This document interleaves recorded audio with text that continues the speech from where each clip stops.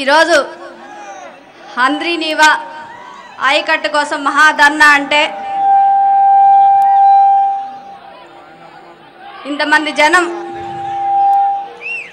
ఇక్కడికి విచ్చేసి దీన్ని విజయవంతం చేయడానికి ప్రోత్సహించిన ప్రతి ఒక్కరికి పేరు పేరున నా హృదయపూర్వక ధన్యవాదాలు తెలియజేసుకున్నాను. ముఖ్యంగా ఈరోజు నీటి సమస్యల గురించి మనం మాట్లాడుకుంటుంటే జగనన్న మమ్మల్ని గడప గడప కార్యక్రమం ద్వారా ప్రజల సమస్యలు తెలుసుకోమంటే ఎక్కడికి వెళ్ళినా ఎవరింట్లో చూసినా ప్రజలు చెప్పింది ఒకటే, నీటి సమస్య. అది ముఖ్యంగా ఉన్నది నీటి సమస్య. ఈరోజు మనం ఆయకట్టు నీరు లక్షల ఎకరాలు బీడి పడిపోతున్నాయి అని మాట్లాడుకుంటున్నాం. కానీ మంచినీరు కూడా లేక ఎంత ఇబ్బంది పడుతున్నారో ప్రజలు మన ముఖ్యమంత్రి గారికి ఈ విషయంలో కూడా మనం ఎడ్యుకేట్ చేయాలని ఈరోజు ఈ ధర్నా ద్వారా ఆయన తెలుసుకోవాలని అనుకుంటున్నాను. ముఖ్యంగా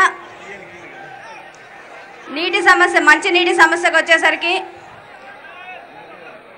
మన అనంతపురం జిల్లా ఫ్లోరోసిస్లో 3వ స్థానంలో ఉంది. పంటి సమస్యలు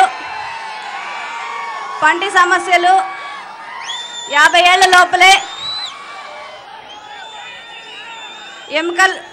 ఎముకలకి బలం లేక సమస్యలు, చాలామంది వికలాంగులైపోతున్నారు. దీన్ని ఎవరు పట్టించుకోవట్లేదు.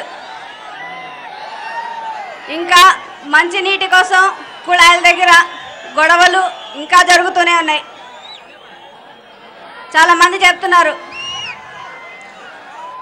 మేము ఈరోజు ఏ గొడవలు లేకుండా ఉన్నామక్క, కానీ నీళ్ళ వ్యాన్ వచ్చినప్పుడు అందరం గొడవలు పడి వారం రోజులు మాట్లాడుకోకుండా అయిపోతున్నాము.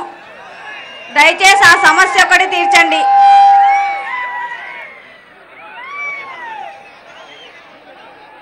ఇంకా చాలా చిన్న చిన్న ఇళ్ళు గవర్నమెంట్ కట్టించిస్తుంది. అందులో ఉండేది 5 మంది 6 మంది ఉంటుంటారు. దానిలో సగం రూము కేవలం నీళ్ళ బిందెలతో నిండిపోయి ఉంటుంది.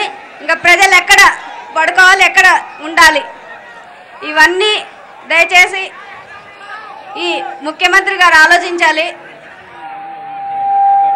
అన్నిటికన్నా ముఖ్యం మరుగుదొడ్లు కట్టించిస్తున్నామని చెప్పారు. మరుగుదొడ్లకి మంచి నీళ్లు మాత్రం సరఫరా చేయరు.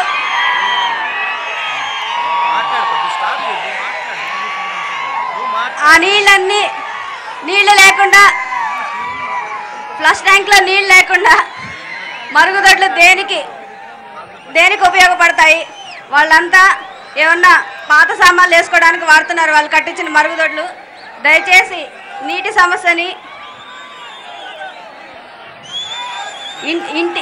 ఇంటింటా తీర్చి రైతన్నలను కూడా ఒకసారి